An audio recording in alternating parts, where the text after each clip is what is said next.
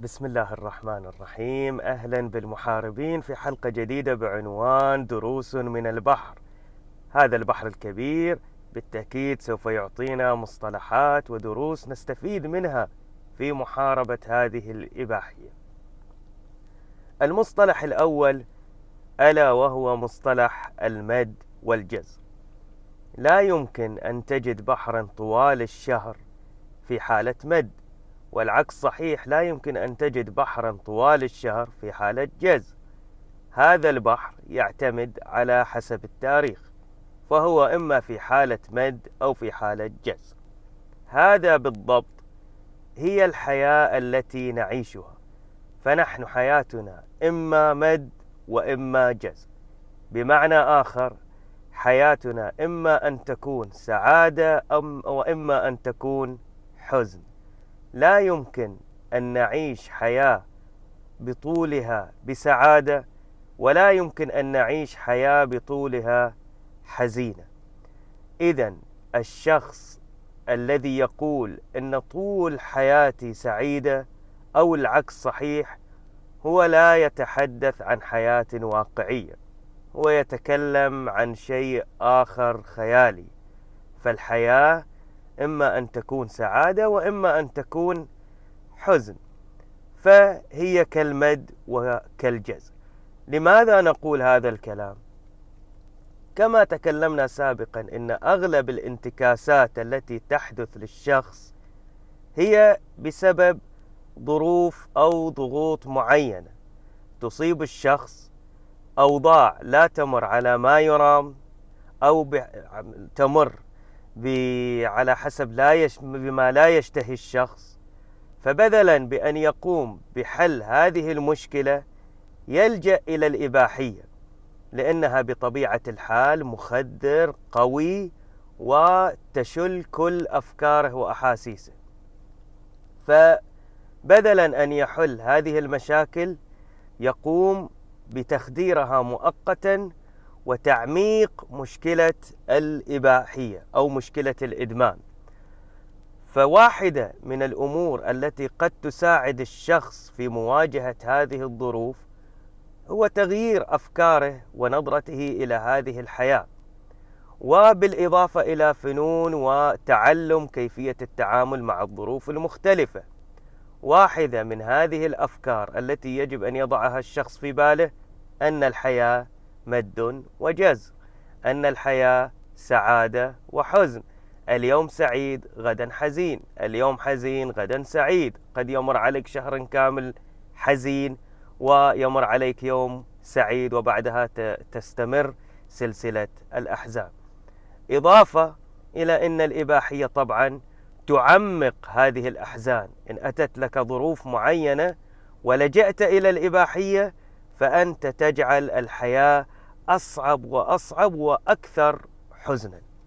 هذا ما نستفيده من المصطلح الأول، المد والجزر. ثانيا، هناك وظيفة في السابق، وظيفة جمع اللؤلؤ، وخصوصا في الخليج.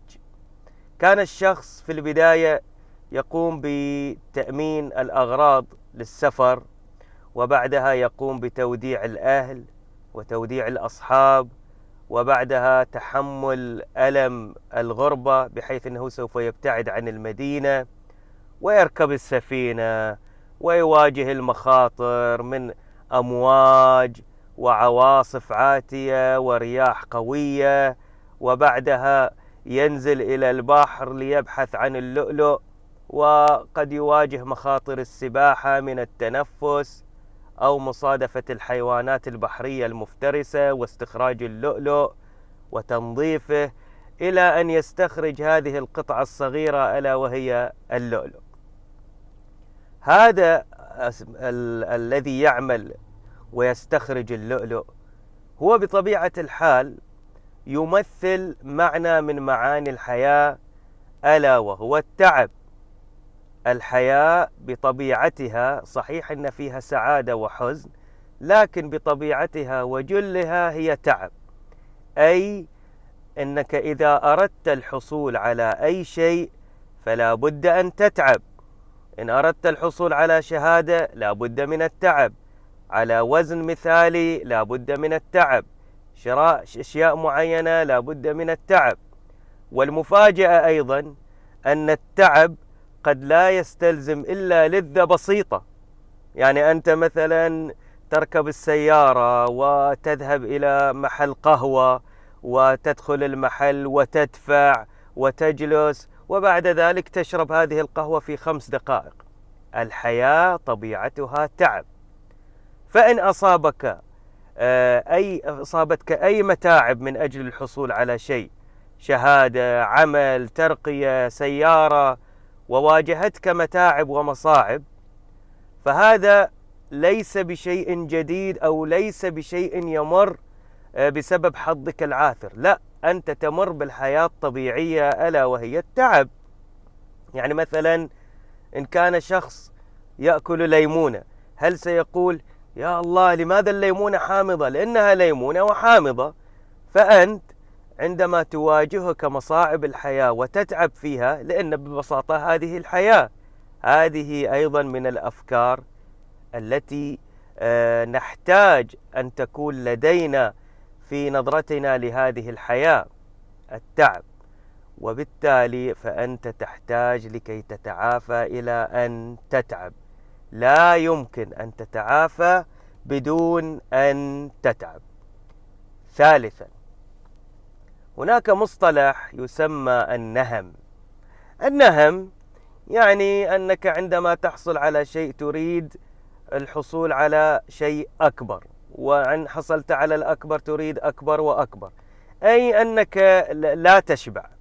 يعني أنك تريد الحصول على الأشياء بشكل يخرجك عن حد التوازن، بشكل غير معقول. ولذلك يستخدمون البحر مثالا لهذا الأمر. يقولون الشخص النهم الذي لا يشبع كالشخص الذي يشرب من ماء البحر. وهذا الأمر ينطبق جملة وتفصيلا على مشاهد الأفلام الإباحية. بمجرد أن يقوم بالضغط على زر تشغيل الفيديو لا يستطيع أن يقوم ولا يكتفي بدقيقة أو دقيقتين، يتنقل من فيديو إلى فيديو بسبب التنوع الكبير. أنت بمجرد تشغيل زر الفيديو أنت تقوم بتعطيش نفسك متعمدا، وتقوم بالشرب بالشرب بالشرب، وفي حقيقة الأمر أنت تعطش أكثر وأكثر. وإن قذفت سال هذا البحر على الجرح وقام بإيلامك أكثر وأكثر. النقطة التي أريد أن أذكرها هنا أن بعض الأشخاص عندما يشارف على القذف، آسف على بعض العبارات التي سوف أستخدمها، لكن عندما يشارف على القذف يقوم بالتوقف من أجل تطويل عملية المشاهدة والاستمتاع المزعوم. وهذا الأمر هو ظنا منه لسببين: إما أنه يظن أنه أفضل من أن لا يقذف، يعني قصدي إذا كان لا يقذف فهذا أفضل له، لأن إن قذف قد يكون هناك أضرار كثيرة. والشيء الثاني بسبب إطالة المتعة.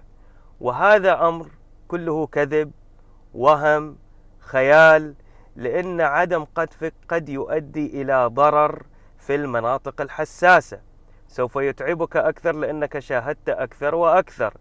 أيضا قد يكون هناك احمرار بسبب طول وقت هذه الممارسة. فإن كنت تظن أنك بعدم القذف هذا الأمر سوف يكون ضرره أقل من أن تقذف فأنت مخطئ، لأن المتخصصون يقولون أن هذه العملية تؤدي إلى أضرار في المناطق الحساسة. 4 من مصطلحات البحر التي نريد أن نستفيد منها: الصياد عندما يقولون له أن اليوم منتصف الشهر. كما تعلمون أن الصياد يذهب في أوقات معينة للصيد حتى يستطيع أن يغنم بالأسماك الكثيرة. فمثلا يريد أن يصطاد نوعا معينا لا يظهر إلا في منتصف الشهر، وهذا الصياد بدل من أن يذهب في منتصف الشهر ذهب في آخر الشهر، تأخر. فهنا قد يصطاد، ولكن لن يصطاد السمك الوفير الكبير لأنه ضيع على نفسه الفرصة. أنت كذلك، أي ممارسة تقوم بها وأي طقوس تقوم بها مع هذه العادة وهذه الأفلام الإباحية فأنت تضيع فرصا في الخارج. مثل الصياد لم يذهب في الوقت المناسب فلم يصطاد السمك الكبير. أنت كذلك أي ممارسة فأنت تضيع وقت وفرص في الخارج. إن مارست مثلا في الإجازة الأسبوعية ليلة الجمعة ضيعت فرصة الخروج مع الأصدقاء. إن مارست مثلا ليلة الجمعة إلى وقت الصباح ضيعت فرصة الذهاب إلى صلاة الجماعة يوم الجمعة.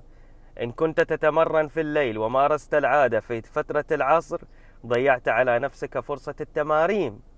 إذن هي علاقة لا تنفصل عن بعض. أي دخول لهذه المشاهدة وممارسة هذه العادة هي تضييع لأشياء أخرى موجودة في الخارج. فلا نريد أن نضيع المزيد، يكفي تضييعا للفرص. يجب أن تغتنم الفرص الموجودة في الخارج. طبعا لا نقول أنك سوف تحصل على مليون أو سوف تخترع صاروخ، ولكن حتى وإن لم تحصل على شيء فجلوسك فارغا وبدون عمل أي شيء ولكن بحالة نفسية طيبة وبحالة نفسية جيدة، والأهم من ذلك في وضع لا تعصي فيه رب العالمين، فبالتأكيد هذا أفضل الأشياء. وفي النهاية فمن أهداف خلقك العبادة، والعبادة تعني بألا تعصي سبحانه وتعالى. كانت هذه نهاية حلقتنا في دروس من البحر. نتمنى أن نلتقيكم بخير. قد تكون الحلقة قاسية قليلا، لكن نحتاج إلى ترهيب وترغيب. نلتقيكم في الحلقة القادمة. يعطيكم العافية.